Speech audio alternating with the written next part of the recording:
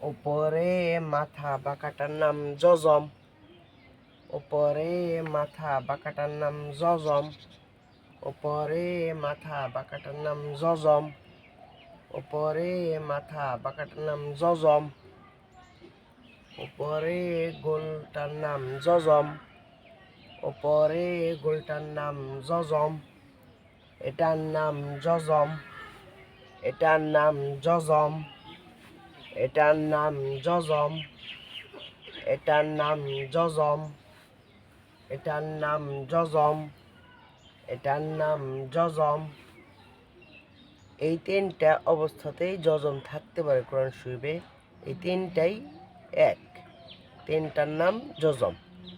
সুতরাং আমরা তিনটা যজমই চিনে রাখবো, ভালো করে আয়ত্ত করে রাখবো। এটার নাম যজম। এটার নাম যজম। এটার নাম যজম। এটার নাম যজম। এটার নাম যজম। এটার নাম যজম। কোরআন শরীফে এই তিন প্রকার যজমই দেখা যায়। বিভিন্ন কোরআন শরীফে বিভিন্ন যজম দিয়ে থাকে। সুতরাং আমরা এই তিন প্রকার যজমই ভালোভাবে আয়ত্ত করার চেষ্টা করব।